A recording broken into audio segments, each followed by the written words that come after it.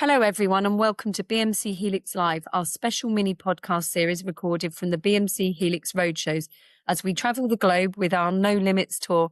I'm your host, Samantha Hudson dos Santos Vergara, and today we're talking to you leading up to our London Roadshow this week. I'm delighted to be joined by Tom Hockton, who works closely with customers across the region to help organisations transform the way that they deliver IT services and operations through using BMC Helix. Today, we'll be discussing about service ops, AI, customer transformation, what we're showcasing here in London, and what's next for BMC Helix. So, Tom, welcome to the show. Sam, delighted to be here. So to kick things off, could you tell our listeners a little bit about yourself, your role at BMC Helix, and what you do day to day to focus? Absolutely, yeah. Well, look, I've been in the BMC Helix ecosystem coming up to a decade now. So I've spent a couple of years in the channel at the start of my career and now celebrating my 8th year at BMC Helix, which has flown by. And in that time, I've probably done about 6 different roles, which has kept me on my toes, but it's been really exciting at the same time. And right now I'm leading the Northern European sales business, working with enterprise customers across the UK, Ireland, and the Nordics. And on that note, huge congratulations to both England and Norway for getting through to the quarterfinals, and they're playing one another on Saturday. Obviously, my allegiances are somewhat conflicted in that I lead both regions, but my heart really is with England. So come on, England. Is it dangerous to say it's coming home? Yes. But am I going to say it anyway? Absolutely. Also on that note, a big thank you to the BBC for no spoilers this morning. I wasn't one of those that stayed up till 2 a.m. Unfortunately, I haven't got the stamina. But I was delighted that this morning there were absolutely no spoilers and it was a cracking game. In terms of my responsibility, people often think that sales is just about selling software, but in reality, our job is to understand customers' biggest operational and business challenges, help them navigate change and connect them with the right people, expertise and technology to solve their business goals. Fantastic. Great lead up. So just on to service ops. This has become a key topic for organisations looking to modernise their operations. From your perspective, how are customers embracing service ops and what changes are you seeing in the way that organisations manage services across IT and the business? So look, I think the first thing to note is that most organizations don't go around saying we need service ops as much as I absolutely wish they did. They're trying to solve real world business problems, whether that's rising expectations from employees, from customers, whether it's pressure to reduce costs, or just navigating increasingly complex IT environments. And what we're seeing is a recognition that managing services in separate silos just doesn't work anymore. So if you think of an incident in IT, that can quickly lead to an impact in customer experience, can lead to downtime in operations. It can have a big impact, negative impact on revenue. Yet different teams we find are often using different tools and processes. So the conversation, I think, has shifted from optimizing individual teams to asking, well, how do we manage the services end to end? And that's really what service ops is all about. It's bringing together IT, operations, and the business. So everyone has the same view. Automation spans across functions and issues are resolved faster.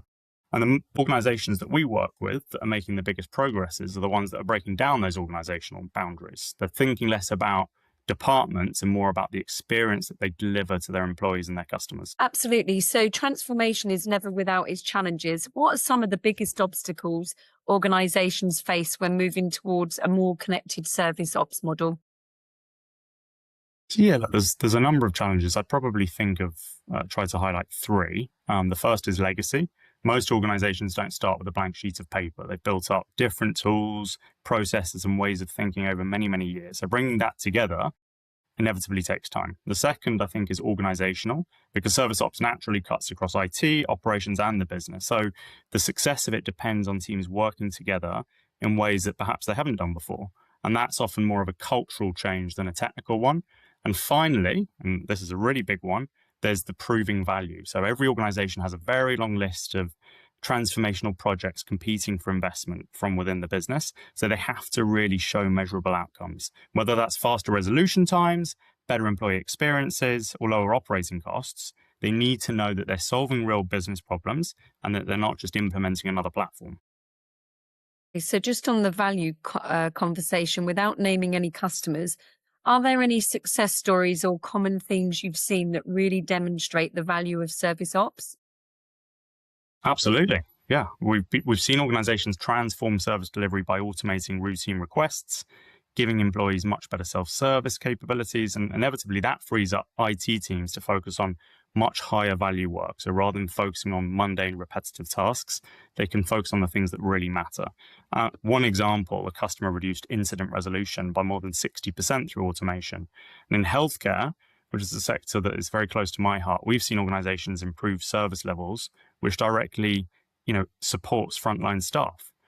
This was huge during, COVID, and it continues to be huge today. But one NHS trust in the Northeast achieved a 90% improvement in paperless SLA processes, and it massively increased its adoption of self-service, I think by about 400%, which is crazy. But the outcome of that was that they delivered over £1 million return on investment within 3 years. And when you've got clinical teams relying on technology every single minute of the day, those improvements ultimately contribute to much better patient care. And Sam, that's probably the most common thread across all of our customers. Technology is clearly important, but the real value comes from giving organizations greater visibility, more automation, better insights, so that they can spend less time focusing on issues. In the case of a hospital, that's really important, and more time delivering outcomes and delivering value to their employees, to their customers, and to the business. Absolutely. And automation is key. It's definitely a game changer. Okay, so I want to move on to my favorite subject, and it will be for the next 5 months, is we're here today to discuss, firstly, London Roadshow, which is coming up in a few days' time. What are some of the key highlights that attendees can look forward to? The Roadshow is my favorite time of the year. Me too. Really look forward to it. And whether you're a customer, there'll be something, or a partner, there's going to be something for everyone, I hope. We'll be showcasing the latest innovations across the Helix platform. We'll be talking a lot about AI, as everybody is, but really focusing on how organizations are using AI to help them to work smarter and to respond faster. You'll hear directly from customers, which is really what it's all about, and the challenges that they've solved across lots of different sectors. You're going to get the chance to get really hands-on with our experts, connect with peers, which is always, important, and also have a bit of fun, but, ultimately speaking to peers that are facing different, and similar challenges. Last but not least, our partners, they're going to be a huge part of the day. So they'll be sharing specialist expertise, implementation expertise, and solutions that they themselves have built to develop and help customers realize value much faster. And obviously, you know that as a company, we host a lot of webinars. I know I do a lot myself, but there's something different about being there together in person. Why would you think that the roadshows today are so valuable?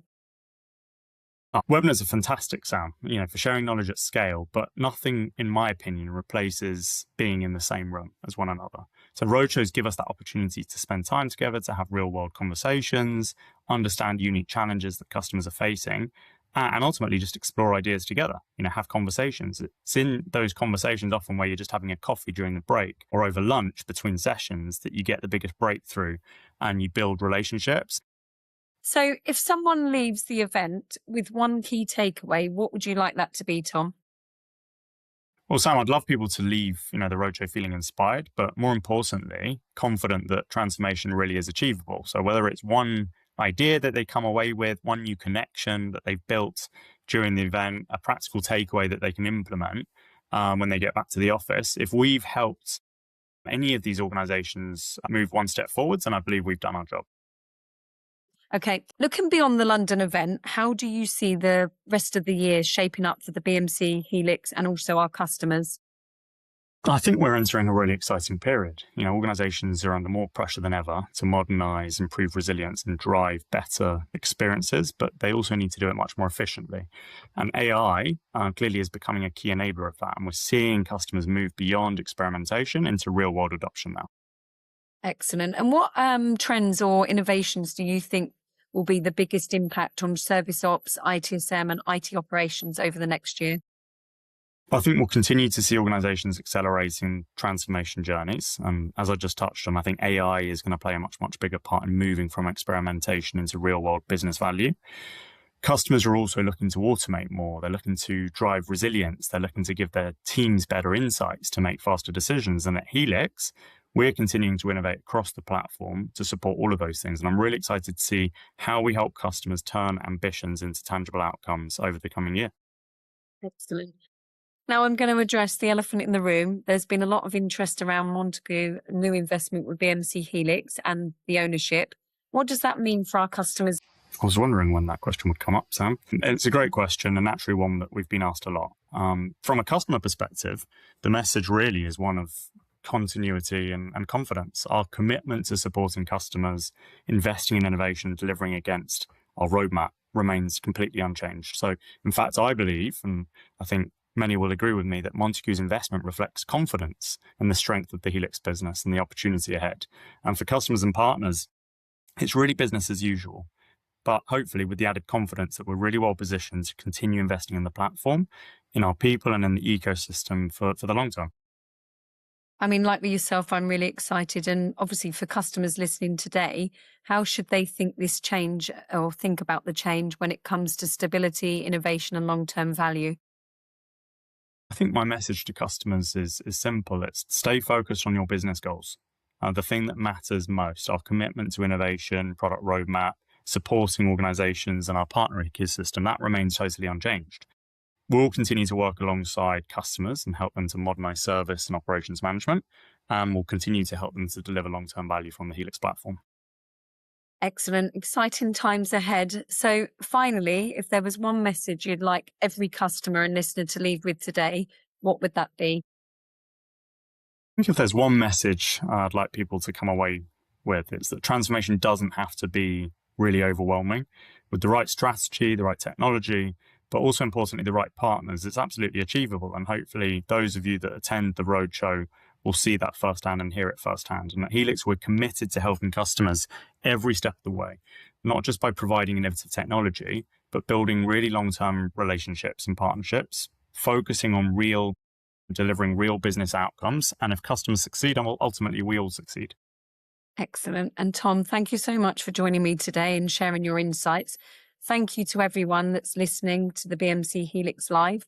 If you are attending one of our No Limits roadshows, we'd love to meet you. Come and speak with our experts, experience the latest innovations in BMC Helix and discover how service ops and AI is helping your organizations transform the way they work. Until next time, thanks for listening and we will see you on the next episode of BMC Helix Live. And for many of you, we will see you in London. Thanks, everyone. Thank you. Bye-bye.